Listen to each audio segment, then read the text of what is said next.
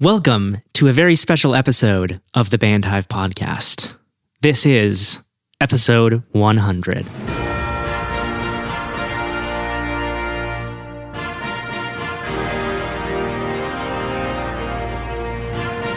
It is time for another episode of the Bandhive Podcast. My name is James Cross, and I'm here with Matt Hose of Alive in Barcelona for the 100th time.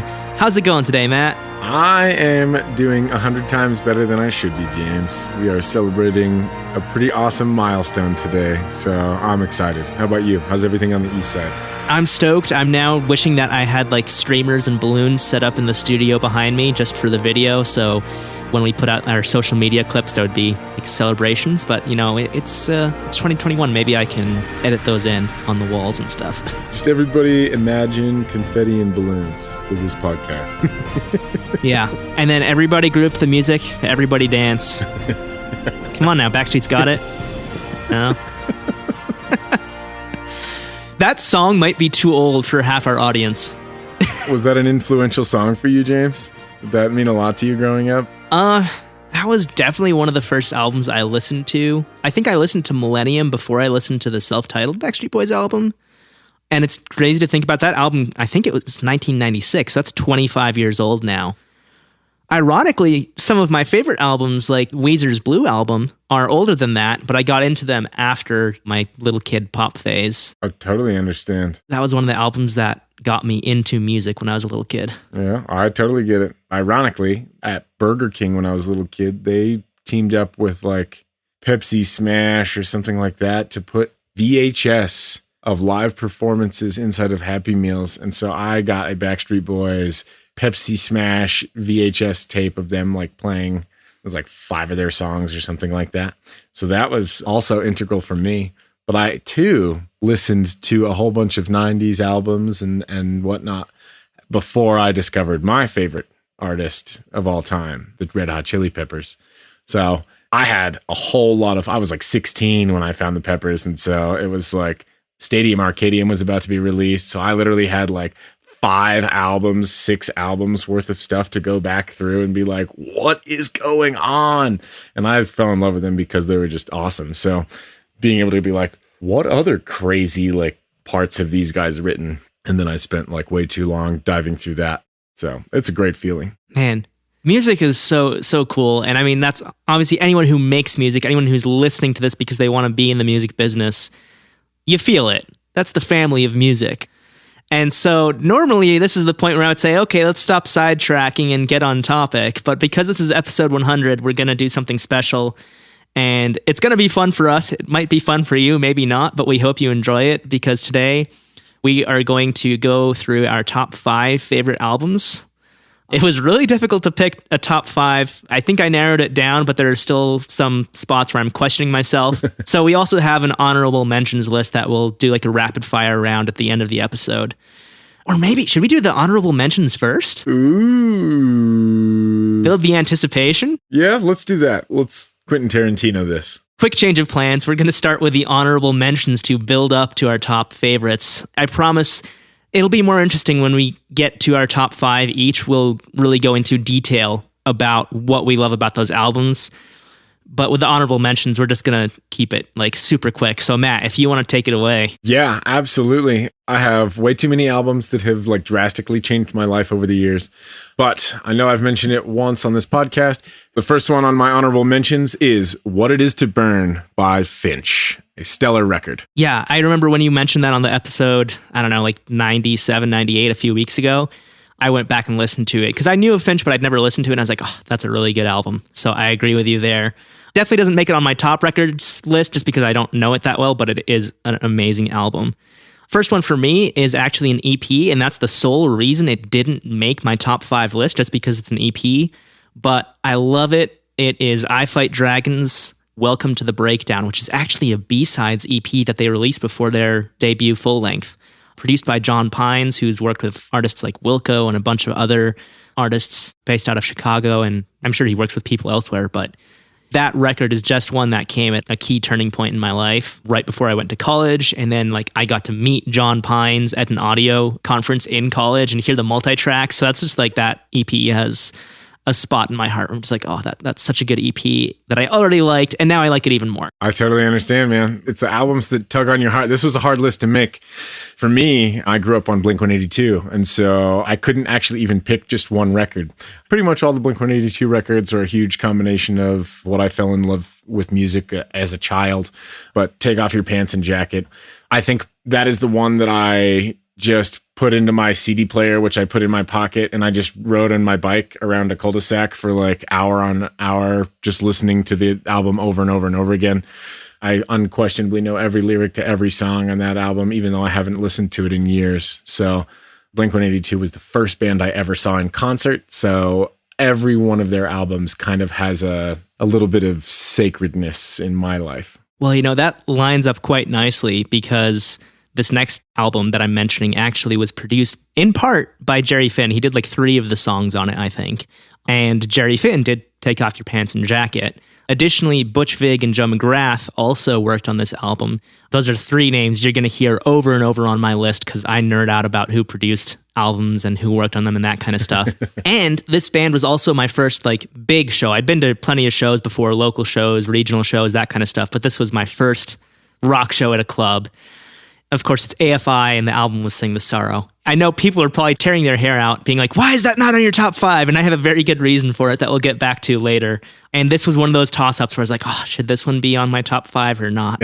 But dude, perfect segue right there. Jerry Finn, first concert, it all lined up. Honestly, that's AFI really was a huge staple in my emo phase as well. I don't know how anybody could have ever listened to emo music and not been a fan of AFI. A perfect band that walks hand in hand with them is The Used. The Used has multiple albums that are phenomenal, but In Love and Death, The Taste of Ink, Buried Myself Alive, there's so many good emotional tracks, and Burt McCracken is one of, like, in my opinion, music's best singers when it comes to just pouring tons of emotion. They used to actually, whenever a song didn't have enough emotion in the studio, the bandmates would get together and they would throw stuff at Burt until he just would get so frustrated and filled with adrenaline that he'd go in and do a good take. But they would literally throw stuff at him. So pretty fun stories about those guys there. But definitely an emo phase flagship band for sure. The Used, In Love and Death. What a phenomenal record. Oh, absolutely. And I'm just going to switch up the order here on my list as well, because I also have The Used on my honorable mentions list. But it's their self-titled, their debut album. Songs like Maybe Memories and A Box Full of Sharp Objects. I feel like that album is just that much more raw and brutal.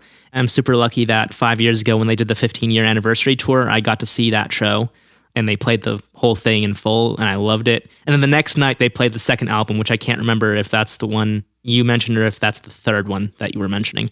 But either way, I didn't go to the second one. I just went to the first one. I was like, oh, that's amazing, but I've had enough. Yeah, right. There's so many good ones there. Speaking of raw and brutal, though, I have a few raw and brutal artists on here. I definitely think the most raw and the most brutal is probably going to be As I Lay Dying. They put out good album after good album after good album after terrible story after good album. But Awakened was an album that has so much production quality that it will literally make your ears melt. And anybody that hasn't listened to that record, both in terms of the songwriting and in terms of the production quality, you're missing out. Definitely listen to Awakened by As I Lay Dying. Yeah. That's one of those legendary bands. I can't say I've listened to them too much, but respect to them for their music. Not so much for their stuff outside music, but for their music for sure. And Matt, I don't mean to steal your thunder here, but I know this is one that's on both of our lists, and I think it's a good follow-up to As I Lay Dying, which is Architects' Lost Forever, Lost Together, which was the, I believe, second to last album they did with Tom, right? I think they had one more after that with Tom. Yes, that's correct. That album, just from front to back, that was literally like the soundtrack of my 2014. When you listen to that album, it's literally like Gravedigger comes on and you listen to this thing and you're like, dude, this has got to be the best metal song ever written. And then like it ends and the Naysayer starts and you're just like, oh my gosh, this has got to be the best metal song ever written. Yeah. And anybody who says that's not an amazing album is a naysayer. Oh, that's awful. I love it. I was going to say it, and then you mentioned it. I was like, oh, now it sounds like I'm just going to rip that off. But I was planning on saying it before you brought it up. It worked well. It worked well. Speaking of heavy music, we'll segue into what I'm listening to right now. Especially in the last, I would say, 10 years, one of my favorite artists has become The Plot in You. Landon Tours is a phenomenal writer. And specifically, there was an album that they had to deal with a whole bunch of legal stuff and label stuff as Happiness in Self-Destruction. They were on Rise Records, I believe, and Rise wouldn't let them release this album because it was like a totally different sound for the band. It wasn't really what Rise was going for. So they had to deal with a whole bunch of fights, and they eventually were able to release it on Franz from Attila's record label, Stay Sick. And this album came out. It took them years. They had it written, and it took them years to actually be able to release it. But the album is one of those albums where you listen to the lyrics and you don't even know what he's talking about a lot of the time because he's speaking about such personal stories. And it's like so cool to see that much transparency from an artist. Landon does most of their writing and does a lot of like their production as well. So if you actually just like sit in and listen, Happiness and Self-Destruction is a phenomenal record. They actually just put out a new one called Swan Song, which I have only had the pleasure of listening to the first half of because I'm not trying to ingest too much at once. If you listen to any Plot in You, listen to like their last 10 years worth of music. That's a discography you will not regret. I will definitely have to check them out because that's one band I can say I have not listened to. I know you've mentioned Landon Tours before, so I know of him, but I can't say I've listened to the music. He's a name that people will be talking about in 30 years. He does not give up. He does music full time. He has multiple projects. He's a Maynard Keenan.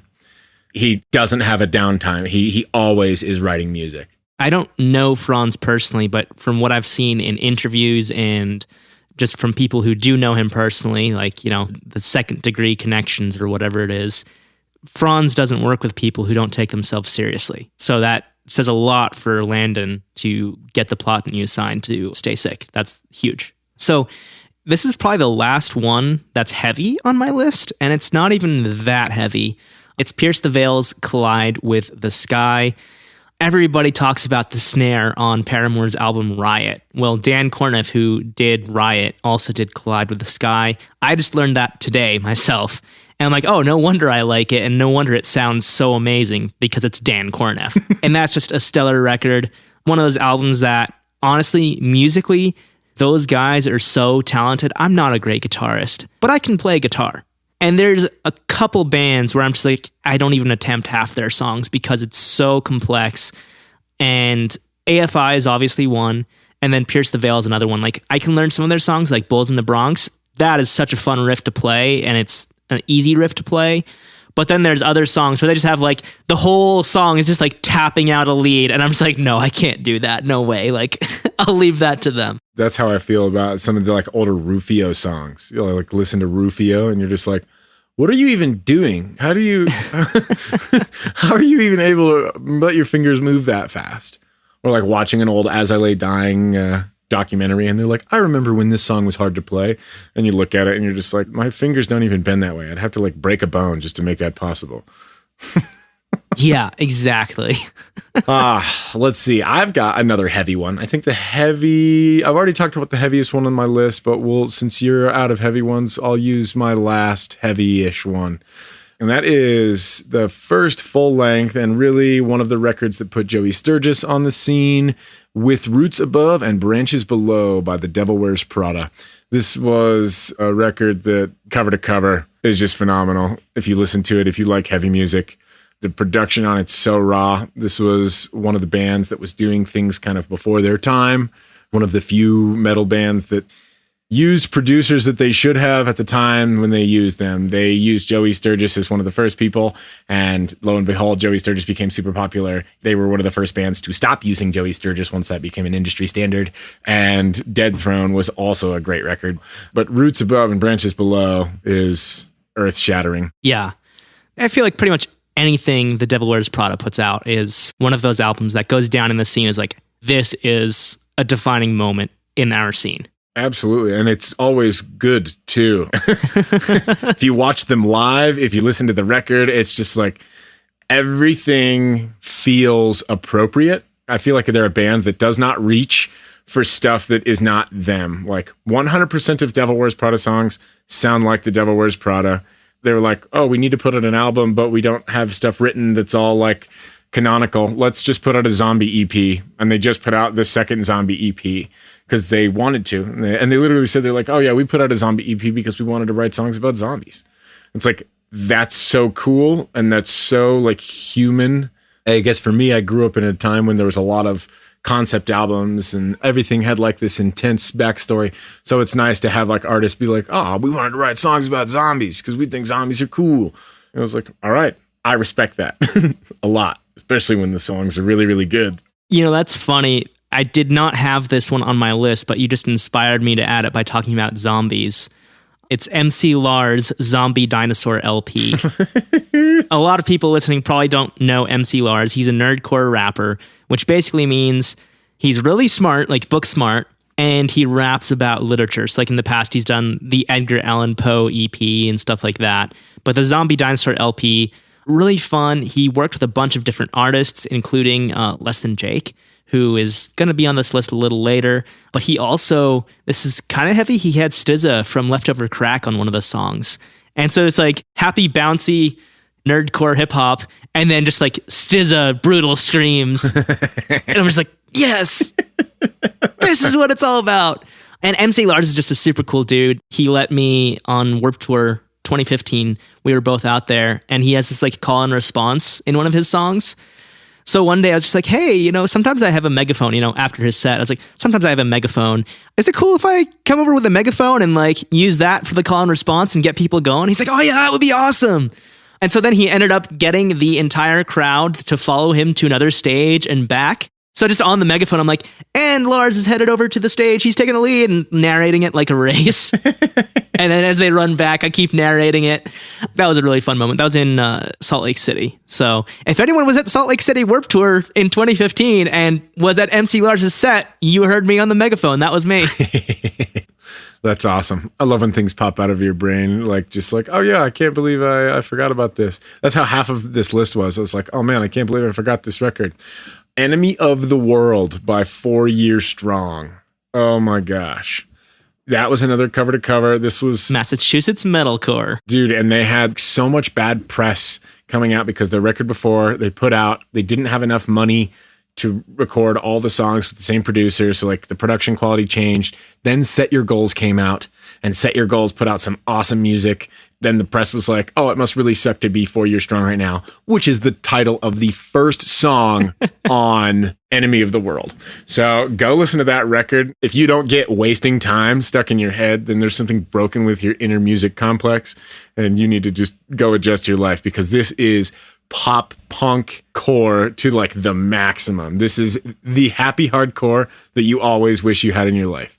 This record slaps. Oh yeah, happy core is so fun. It's easy core is a thing they call it, but I like happy core better. That's a good term for it.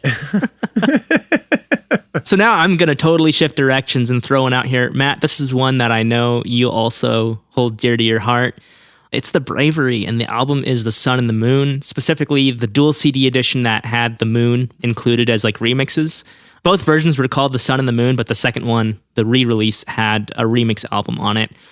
And the producer was Brendan O'Brien, who worked with pretty much everybody who was anybody in the 90s, including Stone Temple Pilots, Pearl Jam, and Matt, you're going to like this one, Red Hot Chili Peppers. The best. Speaking of the Red Hot Chili Peppers, they get an honorable mention as well. Since I can't pick any one of their albums, I picked all of their albums, and I actually can pick one of their albums. I picked Stadium Arcadium because it's 26 songs.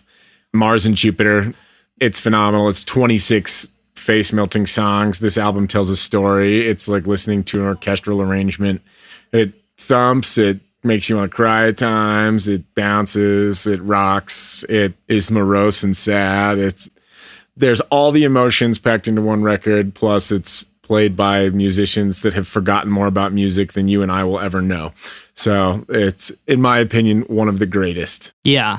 And, you know, Stadium Arcadium was produced by Rick Rubin. Yes, it was. Who is one of the most legendary producers of all time. Probably the most legendary producer of all time right now. I would say I don't think there is a name more prestigious than Rick Rubin when it comes to production. Yeah, I would say maybe Butch Vig, maybe. But Butch Vig has a very defined sound, whereas Rick Rubin can do any genre and make it sound amazing. Rick Rubin's the king of rock. Right, exactly. But he also does rap. He does hip hop. He does like a little bit of everything. Studio musicians, jam musicians. Yeah, exactly. And speaking of Rick Rubin, this next one is a double mention. It's the same artist. It's Weezer, their Blue album, produced by Rick Ocasek, or Okasek, sorry if I'm pronouncing that wrong. Legendary album. That album spans generations. I remember when the album turned 20 in 2014, I was talking to one of my professors about it, and she is like a total music nerd, just like we are. We were both like, oh my God, the Blue album is 20. This is crazy. Like, we feel so old. And she's like 15 years older than I am. And this album came out a year after I was born. And I was like, I'm so old. This album's 20. And I'm like, well, okay. So am I. I'm 21. So I guess that makes me old. And then their Red album was like so influential in 2008 or so on me. That was Rick Rubin. He produced some of the tracks. Weezer self-produced like 3 or 4 of the songs. And Jackknife Lee, you'll hear that name later. And probably not so great of a light, but Jackknife Lee, who did like huge names like U2, and I think he did U2 because he's Irish. I would assume he does U2. I don't know. So there were 3 producers on the Red album, and that's a stellar album. You can definitely hear that the sound changes a little bit, but yeah, Blue and Red, Weezer, so good. Excellent. I love the double mention. That segues perfectly into my double mention. This is kind of a double mention, but it's also kind of something fresh. Mayday Parade and Go Radio. So 2 separate bands, however, they share Jason Lancaster. And in my opinion, Jason Lancaster is the magic behind these bands, because that guy knows how to write in such a poetic manner that even I get weak in the knees when I hear his lyrics. Go Radio's Do-Overs and Second Chances EP. This EP is the EP that features Goodnight Moon on it, if you've heard that song. Go listen to the EP. The whole EP is just so well written that in the right emotional state, it will bring tears to your eyes. Just the same as the Mayday Parade albums, Anywhere But Here and A Lesson in Romantics. Those albums, it was hard to pick which one of the 2 I liked better, but they are both just absolutely phenomenal. It's just this raw, unfiltered, you can tell that these kids had poured all of their best lines into these songs, and then they put them out. It's incredible stuff. Mayday Parade, Go Radio. Those are very, very honorable mentions for me. I saw Go Radio on Warped Tour in like 2010, 2011, sometime around then. I had no idea that it was the same guy from Mayday Parade. That is totally new to me. Flew over my head. But good stuff, man. And I just moved some stuff around on my list because we're talking about Warped Tour bands. Undeniably, Mayday Parade and Go Radio are the Warped Tour scene. So I pulled up Motion City Soundtrack. Ooh, good one. This is another double mention. It fits well. Go, their 2012 record, which a lot of people didn't really like, but I did. That was like my gateway to Motion City Soundtrack. Go got me into them in 2012. It was produced by Ed Ackerson, who unfortunately is no longer with us. Amazing guy. And while we're talking about people who have passed on, Jerry Finn, who did Sing the Sorrow, is also no longer with us. He passed away in 2008. But yeah, Go is an amazing album. And then I can't mention Motion City Soundtrack without saying how amazing Commit This to Memory is, which was produced by Mark Hoppus. And you mentioned Blink-182 earlier, Matt. So that just goes to show how interrelated the music world is. Like, spanning genres, everybody knows everyone in their scene. Well, even if you just think about Blink-182, they're this childish punk band. 2 of their members started Boxcar Racer as a side project, and then they broke up. And then Mark Hoppus went and did indie music with like electronic stuff. Travis Barker went and did hip-hop remixes and drum beats, working over rap stuff. And Tom DeLonge went on to start Angels and Airwaves, a much more experimental, progressive type rock music. So when they broke up, they even kind of all went in separate directions musically even. It's crazy because, like you're saying, you know, these guys played in a punk band of like childish potty humor, and then they, lo and behold, they go on to also be revolutionary in some of these other industries. Mark producing, Tom makes like documentaries and stuff like that. He's done a bunch of like work with like NASA and things like that about pursuing alien life. It's pretty crazy. We always talk about how in order to be successful in music business, you have to be networking. They were partners with Atticus. Like Bob Hurley literally gave Hurley International clothing to Blink-182. Tom DeLonge started Macbeth Shoes. These are multiple industries that they're constantly in. So it's just like pretty cool to see that, even decades later, they're still going strong.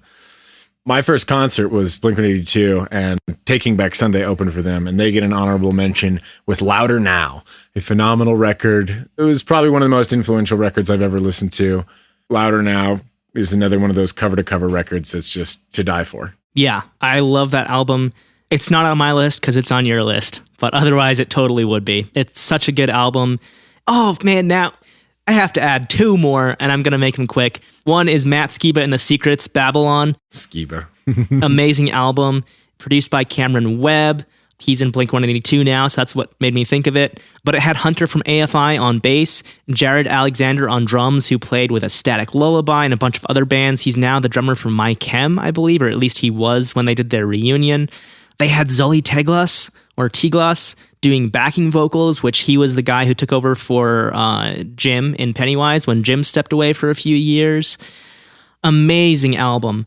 And then the next one, Taking Back Sunday, Louder Now. Their guitarist there, Fred Mascherino, Terrible Things was his side project back in like 2010 or so. And their self-titled album, absolutely one of my favorites. I love Terrible Things. And that whole album, front to back, is one that I can listen to all day. And he's an amazing guitarist. Like, he's been doing Facebook Live stuff, and just, it's amazing what he can do. Story of the Year, Page Avenue. That is one of the most influential albums in my life. There are multiple songs on that record that punch you right in the heart. Plus, if you've ever seen Story of the Year live, you've watched one of their guitarists run up a wall and do a backflip. They were showmen, and they wrote phenomenal music. The mosh pits were fun. The concerts were intense. The music was great. That is an album everybody should pick up and listen to in a dark room quietly and just like feel the emotion that is being bled through the beautiful music that is Page Avenue. I'm so happy that you said listen in a dark room for two reasons. One, because my whole life is a dark room. One big dark room. If anyone isn't familiar with The Art of Drowning by AFI, they ripped that line out of Beetlejuice and put it in one of the songs, The Despair Factor. But it also works perfectly because the next album on my list is by Less Than Jake, and it's called See the Light. I had to put a happy, bouncy ska album on this list, and See the Light, similarly to Go by Motion City, See the Light was my gateway into Less Than Jake. I'd seen them on Warped Tour a couple times already, and then they dropped See the Light, and it was just like, oh, this is amazing. And now they're one of my favorite bands. One album that is not very happy, but definitely has the illusion of that is All's Well That Ends Well by good old Chiodos. I know I've mentioned Craig Owens before on the show. And so, of course, All's Well That Ends Well gets an honorable mention because that song, All Nereids Beware, has like one of the most face-melting guitar solos you've ever heard. And that song, to this day, makes me move to my core. And then, obviously, everybody knows and remembers, if they're an emo fan, the guitar riff from The Word Best Friend Becomes Redefined. That is a clutch guitar riff that is integral to the lives of emo kids everywhere. Oh, yes, that it is. I've only got two left. I don't know how many you have. I think that's what I have. Okay, perfect. We didn't plan this out. We just made a list of our honorable mentions.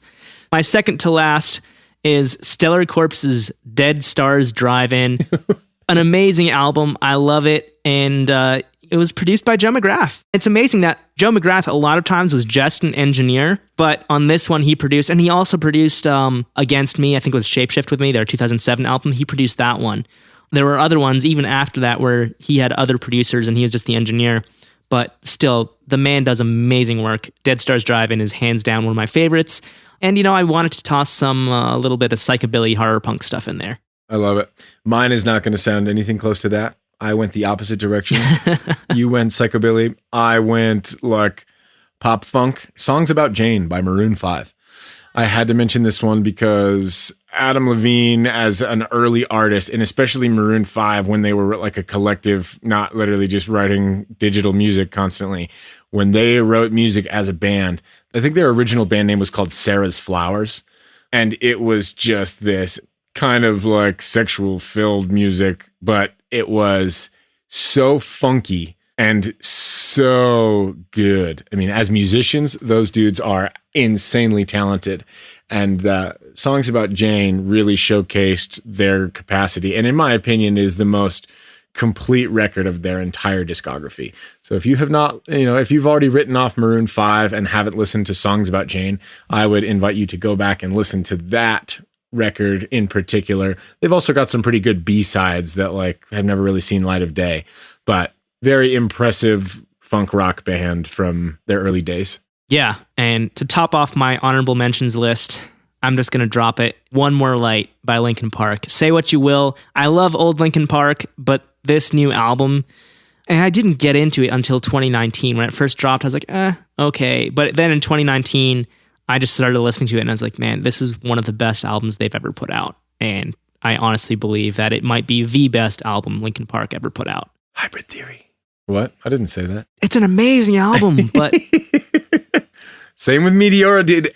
It's really hard. Linkin Park is one of those bands that's hard to, they definitely have generational fans. And so it's because they have generational fans, there's people like me who are no, Hybrid Theory and Meteora are literally some of the best records ever. Crawling in the Dark was those songs were so integral to music everywhere. And it's they kind of re-commercialized hard rock to a degree, and then they kept it going, and they put out some good stuff. They had songs in Rock Band. I don't have any Linkin Park honorable mentions. My final honorable mention is actually a smaller band that ironically has gone on to start a podcast, and their podcast has actually propelled their music career for a long time. And that is Emery, The Question. This is my runner-up album. This is one that I contemplated putting in my top 5 because this was a concept album. This is the last dwindling moments of a lot of money in the music industry. And so they did this album called The Question. And the question was, where were you when I was? And every single song track is the second part of that question. Where were you when I was so cold I could see my own breath? Where were you when I was in a win-win situation? Where were you when I was in between 4th and 2nd Street?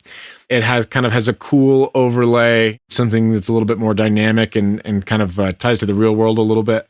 But also the album is just, these guys are phenomenal musicians. They have 2 guys in the band who would sing. When they lost their bassist, instead of finding a new bassist, they would just trade off singing and playing bass because they could go with the flow.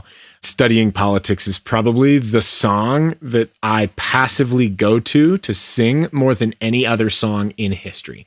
And that is probably why it's my runner-up honorable mention, is because I have probably sang Studying Politics north of 1,000 times. It's amazing how smaller artists can affect us in such a way. And you've made me realize that pretty much every band on the list that I've read is huge, except Terrible Things. They're more of a side project.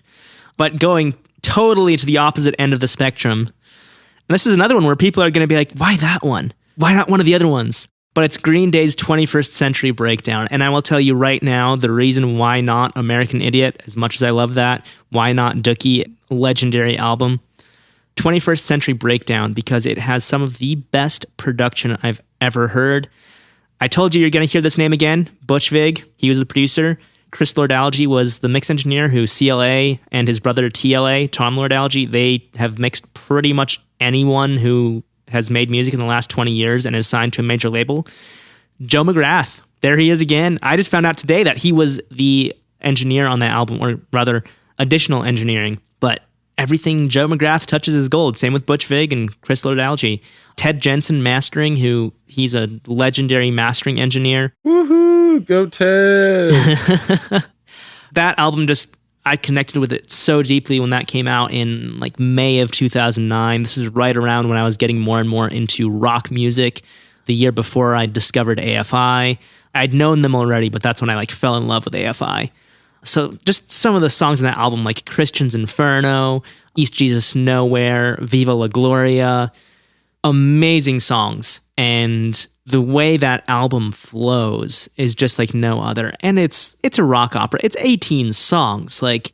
It's huge. And I honestly think that would have been a better musical than American Idiot. And I know they dropped in some of the songs from 21st Century Breakdown to the American Idiot musical, but 21st Century Breakdown is already a story.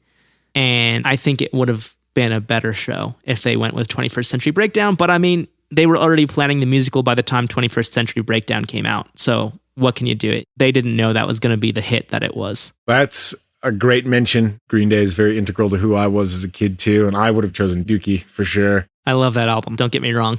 Right, of course. I mean, that's how I was listening to like Dude Ranch, Take Off Your Pants and Jacket, Fat Lip by Sum 41, A Half Hour of Power, just all sorts of kind of like fun, punkier music. Ironically, some of the same stuff I was listening to around that time. This is my number 5, All American Rejects, Move Along. We've talked about this record, and most of my top 5 influential, I'll add this little preface, is that they are, to me, like the sequels of the bands. It's really about the bands. To see, like, I listened to All American Rejects and I heard Swing Swing, and I listened to that whole record, and hearing some of the songs on that, I was like, I really like this band. And then Move Along came out, and that was like The Empire Strikes Back. Okay. And you're just like, oh my gosh, this is face melting. This record is all about facing hard struggles. This came into my life at a time when it's like, I'm becoming a teenager. You know, I'm like 15, 16 years old or whatever. And, you know, you're a teenager and you're like, oh, I'm dating my first girlfriend and life is so hard for us. And, you know, you're a kid and you think that you've reached the end of the world already. And this album just like perfectly encompasses all sorts of emotions. You know, you have Dirty Little Secret, you have Stab My Back, a direct song about being betrayed. You have Move Along, a song about being betrayed and growing from that. You have Top of the World, where it's a song about him just talking about him being happy. And the next song is a song called Straight Jacket Feeling, where he talks about feeling like he's in a straitjacket. He's encumbered. He can't move. And from cover to cover, you are kind of unveiling these, like, he dances back and forth between these like darker emotions and darker places to visit and then happier places to visit. And it's almost like riding that line of like depression and struggle in your life. And I think that this album did such a perfect job of kind of encompassing all of the sporadic emotions that partner those feelings. Yeah, definitely. And I just want to point out, Howard Benson produced that album. Oh, I didn't even know that. Yeah, he is legendary. I have his guitar tone pack. That's how I knew it. But I'm just looking at his discography, and some of the names that jump out: Mayday Parade, Of Mice and Men, All That Remains, Apocalyptica, P.O.D. He did Youth of the Nation, Theory of a Dead Man, Skillet, Red Jumpsuit Apparatus, Kelly Clarkson. That's kind of an odd one out. Hawthorne Heights. Escape the Fate. Yep, Escape the Fate, Reliant K, Seether, Less Than Jake, and probably to top off this list, My Chemical Romance. Yep. Kelly Clarkson is bigger than My Chem, but of all the artists in the rock world, I would say My Chem is like the big one. And, you know, I'm surprised that neither of us mentioned My Chem, unless it's coming up for you later. It's not on my list. Pum, pum, pum. I guess we'll see. Yeah, building up that suspense. This next one is actually a band from Australia that I got into back in 2010. I saw them playing with Sick Puppies. Why is Sick Puppies not on my list? Another great band. Ugh. Anyway, this band, I like them more than Sick Puppies now, but I love Sick Puppies. This is Violent Soho, and the album is Waco, which is their 4th album. But it's amazing. There's not a lot of information online about this record. I know the producer is Bryce Moorhead. He doesn't even have like a website, so I couldn't see what else he's worked on. But it's an amazing album, and for a grunge band, because that's what Violent Soho is, they have some incredibly intricate lead work, and I just love how the album starts. It's got this like chimey, probably like a Telecaster clean lead on the guitar. Really cool. And they play through the lead a few times, and then they just yell, yeah! And you hear, do-do-do-do-do-do. It's like, okay, that's more like what I expected from Violent Soho. That whole album, Viceroy, Like Soda, Waco, which is, you know, the title of the album as well. That whole album just has some great songs, and it's so fun to play because it's all in drop D. There's like 3 chords and they're drop D, or sometimes you'll get a little faster and like have a little run up the fretboard in drop D, stuff like that. But it's such an amazing album, and I love it. To drop a little hint here, Gil Norton produced Violent Soho's 2nd album, which is the first one that you'll find available online. The first album kind of has been erased from everything but YouTube. But the 2nd album, their self-titled, was produced by Gil Norton. he also produced the next one on my list. I'll let you guys think about what that might be. All right. I am going to bring it back to my very first concert ever. I already mentioned one of their albums honorably, and that album was Louder Now. This is Taking Back Sunday's Tell All Your Friends. For me, I think I heard Louder Now first. And so fitting right with this is the sequel type theme, when I found this record and heard songs like Cute Without the E, or Greatest Romances of the 20th Century, or Timberwolves at New Jersey, my personal Taking Back Sunday favorite song ever. When I heard these songs, I was like, holy cow, listen to the way this guy writes. His poeticism is literally even in the names of his songs, in Cute Without the E. This album is so clever. It's just ridiculous. This guy could literally stand there and cut you deeper than you've ever been cut before. All the meanwhile, he's like the life of the party. He has a certain suave about him. A wonderful word used to describe it is machismo. I would say that Adam Lazzara has had a lot of machismo. When I was growing up, everybody wanted to have hair like Adam Lazzara. They wanted to be able to swing the mic like Adam Lazzara. They wanted to be able to sing like Adam Lazzara. And I'll tell you what, that guy put out some of the best lines ever. Like, I've got the mic and you've got the mosh pit. What will it take to make you admit that you were wrong? It's like, Then there's the whole beef between Taking Back Sunday and Brand New, which is another band that should have gotten an honorable mention. Mics are for swinging. Yeah, that's right. Mics are for singing, not for swinging. To misquote the shirt. Yeah. But their integration, if anybody doesn't know, listen to 70 times 7 by Brand New. They actually it's not that they sample the other songs, but they actually use some of the lyrics from the other songs, and it's their little online argument over the music industry. And it's absolutely great, adds a ton to the production quality and the story, the history of the music in general. So if you have not listened to Tell All Your Friends, then you need to tell all your friends that you need to listen to Taking Back Sunday. Yeah. Like I said earlier with Louder Now, it was on your list, so I didn't put it on mine, but that's an amazing album. For me, Louder Now tops Tell All Your Friends, but they're both stellar work. That would have been a perfect segue to Stellar Corpses, but I mean, hey, whatever.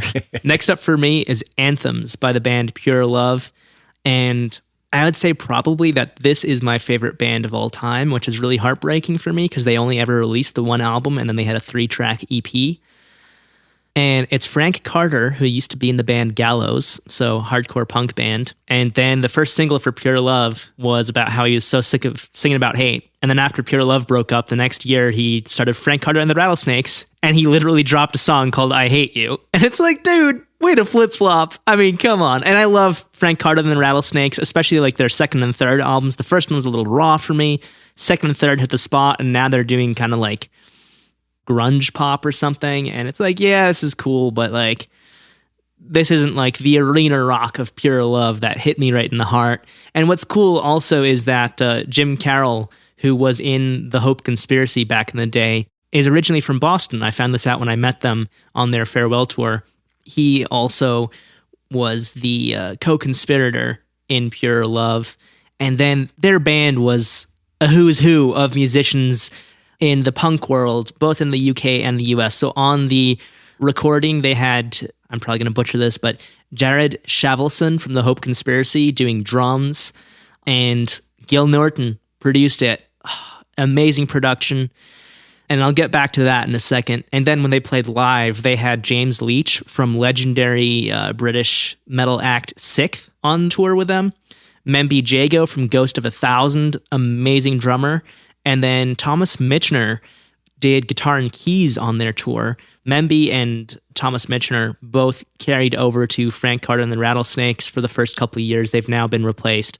But Tom Michener is also an amazing producer, and he did the 2 most recent Gallows albums after Frank left the band. I can't believe I didn't even put Grey Britain on my honorable mentions. I probably should have, but I mean, oh well. We had too many honorable mentions already. We did. And I added like 3 on my list throughout the episode as we were going. I'm still thinking of ones that I forgot. Yeah, same. We'll have to do this at 200. Yep, no joke. Go back through all the ones we missed. But just like for Pure Love, at least half the songs on that album, I'm like, this is amazing. And I don't say all the songs, they're all good, but then there are some that are like the best songs I've ever heard. And it's a totally different style from what Frank has ever done before or after. So starting with the album opener, She, an amazing song, great riff, great beat, Beach of Diamonds, again, like super fun guitar part to play. The leads, this is one of those bands where Jim Carroll, he's a punk guitarist, but he plays leads that I cannot play. It's amazing. Handsome Devil's Club, Scared to Death is a really fun one. That's where they get a little bit punky, and that's like the one where they break out the mosh pit. Their live show is nothing I've ever seen before. They crowd surfed the drummer with his drums. Not at the show I saw, but after that. And they did have the drummer in the crowd at the show that I saw. The only time I ever got to see them, because it was their farewell tour, I was in Germany and they did their farewell tour. I was like, I'm flying over to the UK because they've only played one show in the US ever. I was 20 and it was 21 plus, or I would have been there. It was really cool. It was like 300 cap and it was legitimately the best show I've ever been to. Every single person knew the words. Everyone was screaming along to every song. Frank, literally, they started with She, and he walked out on stage and did a front flip into the crowd as he started singing. Like, that was just like his intro. It was like front flip. Like, I'm in the crowd now. And he started singing. Like, oh, this is going to be an intense show. Yeah. And then Riot Song, and then March of the Pilgrims to close it out. I'm gushing about this album probably more than I'll gush about my next two. And I should specify that this top three is in no particular order, but Pure Love Anthems, it's on my wall right there. It took me like 8 years to get a copy of it on vinyl, but I love that album. Gil Norton is amazing, and Gil Norton being amazing set me up for a great disappointment on another album that was released in 2013, which does not make this list, but that band is next on the list. Another teaser. Yeah, if you think about Gil Norton and the Great Disappointment, I'm putting you on another cliffhanger. Sorry to ramble so long, but Matt, go ahead, take it away with your next one. Oh, that was a good one. This is my number 3 as well. Kind of similar to you. This band had the capacity to be my favorite band ever. They only put out one album, and that album was everything that I needed and more. This album walks you through pretty much every aspect of feeling lost. It goes from feelings of anger to searching for comfort or searching for hope. And that is Boxcar Racer by Boxcar Racer. I probably like Boxcar more than Blink-182, more than Plus 44, more than Angels and Airwaves, more than anything Travis Barker's ever done. Here's looking at you, MGK. Yeah, right. No, yeah, easily better than that. Honestly, the Fever 333, the stuff that Travis Barker does with that is phenomenal. So that's an honorable mention. But with this record here, this album really spoke to me. You know, it has these more positive, uplifting songs like Letters to God and There Is and I. But then there's also like these really dark songs where it's like, I feel so mad. I feel so angry. I feel so lost. Very real, very human emotions. You have songs like Elevator, where they're talking about killing himself. This was a band that wasn't necessarily afraid to write songs. And this is ironically a song that features Mark Hoppus.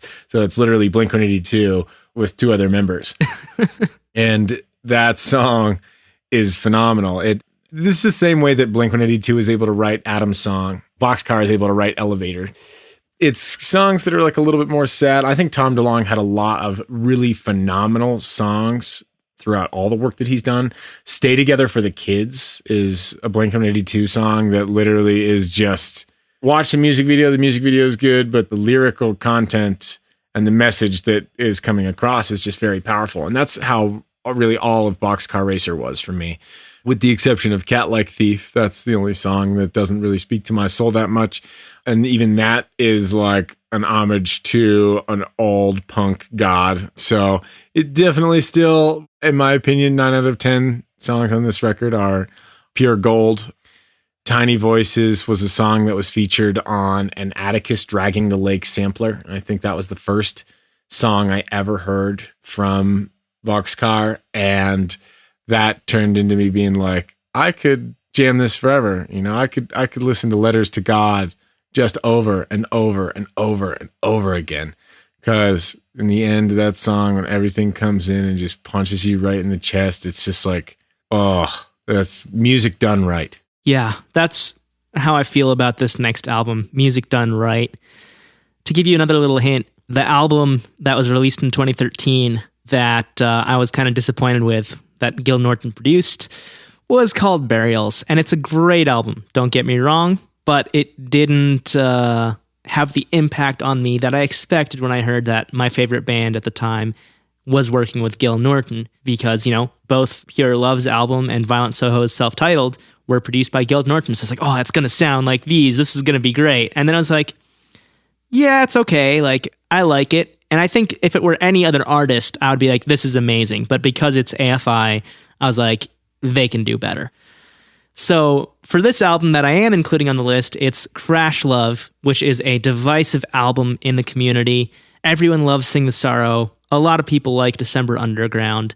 Crash Love, though, a lot of people really hate it because it was a very sharp turn from what the band did with December Underground. It was a lot happier sounding, a lot poppier, a lot cleaner production, which, I mean, December Underground had amazing production. It was super clean, but it was heavy. That was a heavy album. At least like half the songs on it had screaming and really heavy guitars. Like Kill Caustic on that album was one of the heaviest songs AFI's ever written, like heavier than their past stuff in the mid-90s when they were a hardcore punk band. But Crash Love has a special spot in my heart because that's the first time I saw AFI. I was on the tour for that album, and I honestly do think it is their best album, as much as I love everything they've done up through 2013, and to an extent 2017, 2018, they had a great EP. Their latest album, Bodies, I cannot bring myself to listen to it just because the production is so bad. The songs sound good, but the production is legitimately terrible. So anyway, I'm not going to rag on AFI. I'm going to talk about how amazing Crash Love is. Joe McGrath was the producer of the album for almost all the songs. And like I said, that's a name that comes back over and over again. I loved his work with it. The band actually worked with Jackknife Lee for 3 of the songs on the album, but it didn't work out. So they switched to Joe McGrath and kept Jackknife's work on those 3 songs, but said, no, we're done. We're going to go with somebody we know. And I honestly think Joe did an amazing job. And Sing the Sorrow, stellar production. I love that album. But I honestly think that Crash Love, which to be fair, you know, was digital instead of tape, so they had, you know, more tricks up their sleeve. I think Joe McGrath did a better job on Crash Love than Butch Vig and Joe together did on Sing the Sorrow. And that's not to knock their work at all. Like, I love Sing the Sorrow, and it's a legendary album. But Crash Love has a fuller sound. It has more impact. It has more low end. It just blasts you in the face. And the reason that I picked it as the top album, aside from loving songs like Torch Song, Beautiful Thieves, Veronica Sawyer Smokes, I'm Trying Very Hard to Be Here, this was the last album where they dropped Sing the Sorrow B-sides. It had the last ones from that cycle.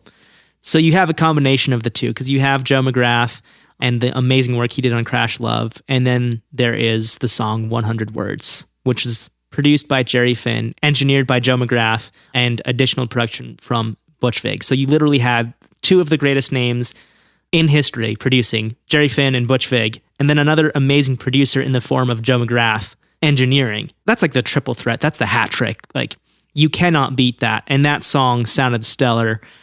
I'm saying stellar like every 5 seconds on this episode just because it's so amazing. That's right. Well, that's what happens when we choose our favorites. These are the stars. They're literally stellar. Exactly. So yeah, Crash Love. I feel bad not putting this at number 1, but like I said, the top 3 are not in any particular order. And I just love the production. I love the songs. You just can't make up your mind. That's all it is. You just couldn't pull the trigger and decide.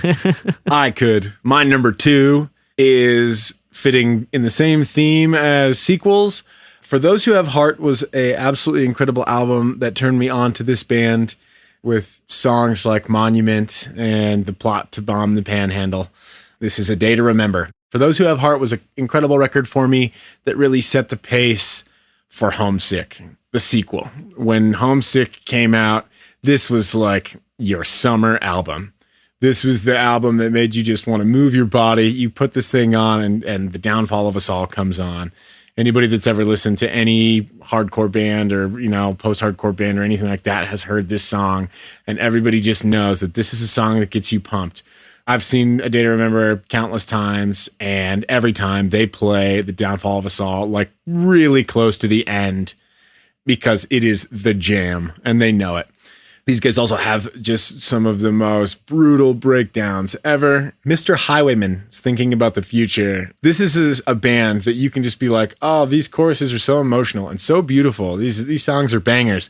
And then you just get to a breakdown and it's just like, oh, disrespect your surroundings. And everybody just goes nuts and it's great. And then you see them live and they are a metal band that actually has some money behind their production. So they've got confetti cans and pyrotechnics and balloons and beach balls, and they make it a real fun experience. So this was a record that I cover to cover was in love with. And when I saw them play it live, it was just everything and more. Sometimes you go out and you see an artist and you really aren't sure if they're going to be able to stand and deliver. I've seen A Day to Remember probably like 6 or 7 times. And every time they've just been great. Just plain great. So if you haven't heard Homesick by A Day to Remember, it's my number 2 most influential album probably of all time.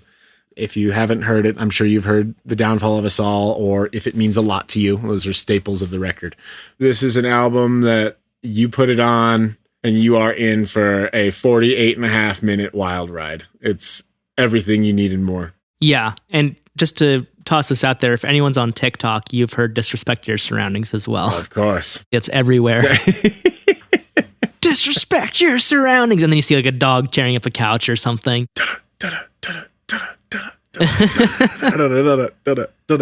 Yeah. Such a good album. I agree. So great. It should have been on my honorable mentions, but it's not. Oh well.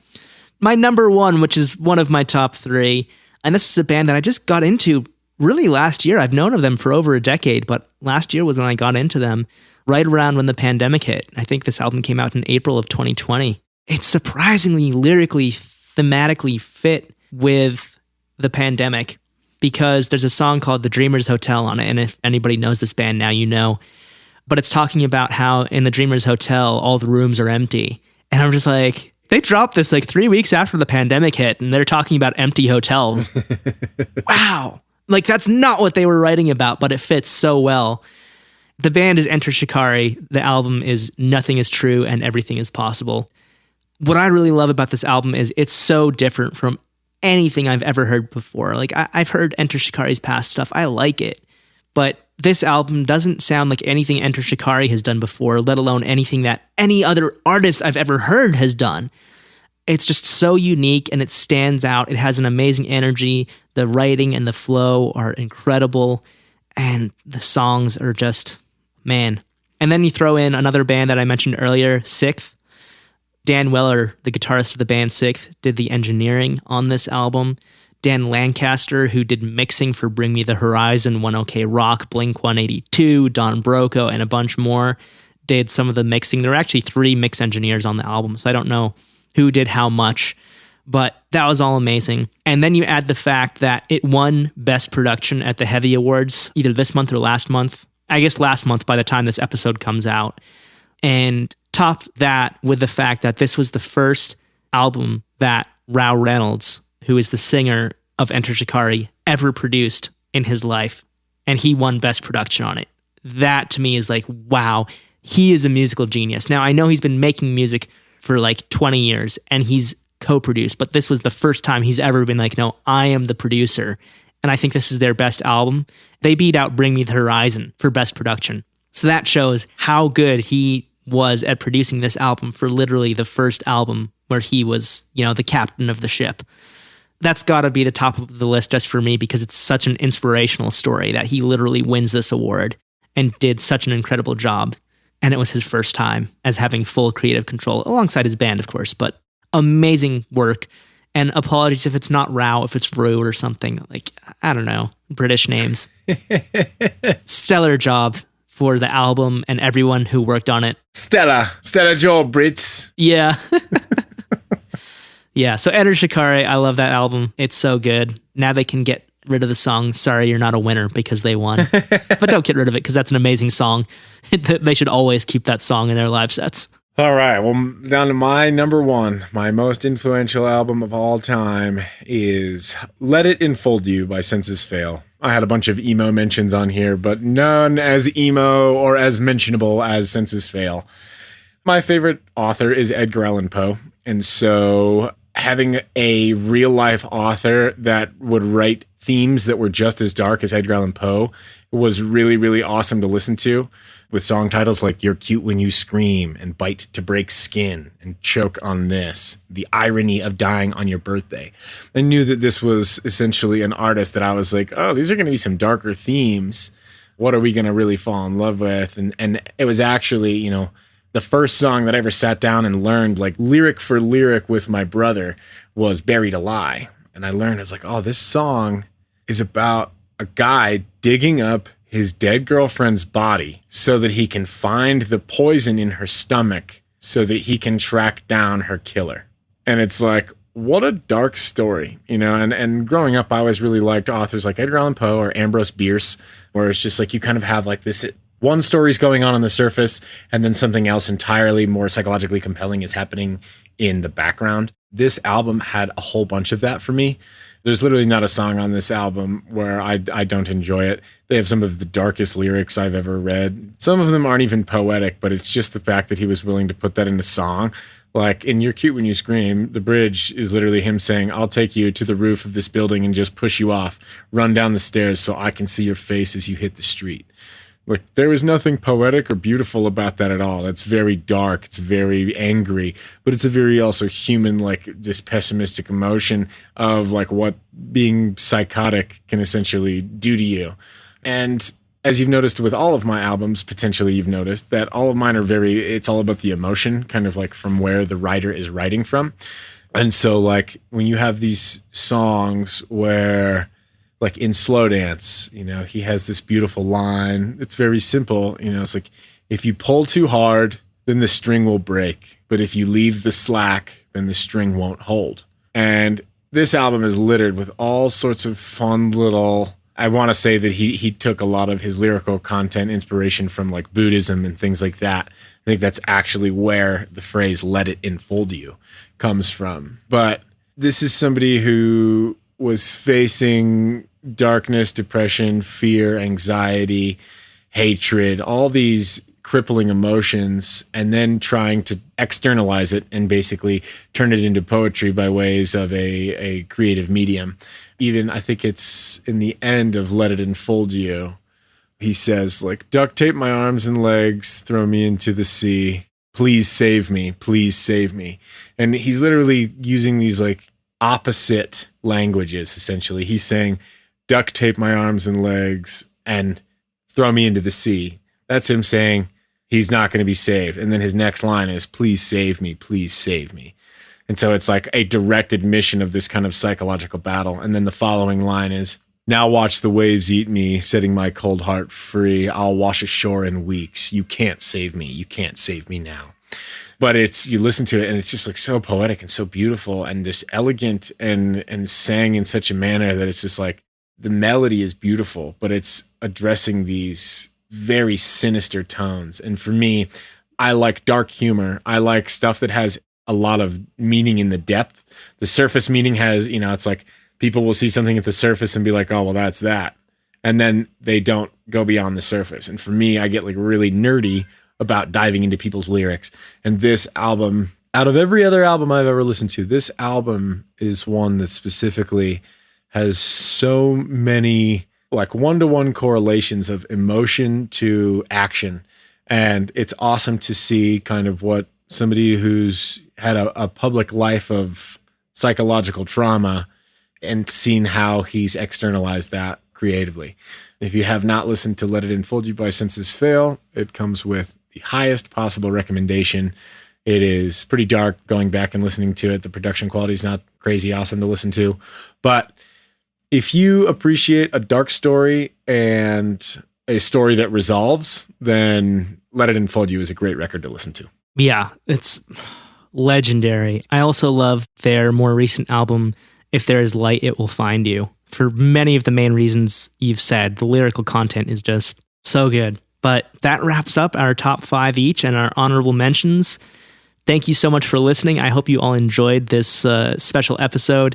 We'll be back with the regular music industry topics next week. But I do want to say We want to hear from you. What are your favorite songs and favorite albums? So if you find our Facebook group by searching for Bandhive on Facebook or just going to better.band/group, that'll automatically send you to our group. We'll have a discussion thread for this episode. We have one for every episode, but on the one for this episode, go ahead and drop a link to your favorite album. And if you want us to check out a specific song on that album, because that song means a lot to you, go ahead and drop that link in there as well. I'm looking forward to hearing all the albums and songs. And, let us know what you like about it too, so we can listen for those specific things that really hit you in the feels. I cannot wait to hear all the amazing music that inspires our community. So I'm looking forward to that. So again, you can find us on Facebook by searching for Bandhive. Make sure you find the group instead of the page, or find them both if you'd like, but the thread will be in the group. Or you can go to better.band/group.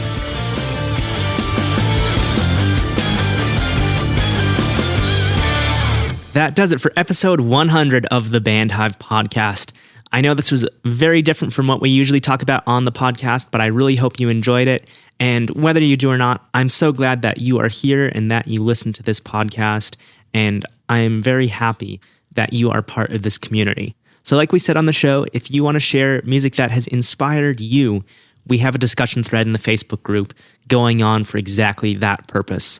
Please feel free to head on over there by going to bandhive.rocks/group or searching for Bandhive on Facebook. Go ahead and find that thread and join the discussion. That's it for this week. Thank you again. I just cannot say that enough. I'm super stoked to be right here at 100 episodes. Looking back, I never thought that we would reach 100 with as few hiccups as we did. We have not missed a single episode in the entire time the podcast has been running, even with the pandemic and all that stuff going on. So thank you, Matt. Thank you to Aaron, our former third co-host. Thank you to all the amazing guests we've had on the show. This has been a wild ride. Thank you so much. I'm looking forward to next week already. We're going to be dropping episode 101 at 6 a.m. on Tuesday. Until then, I hope you have a great week. Stay safe. And of course, as always, keep rockin'.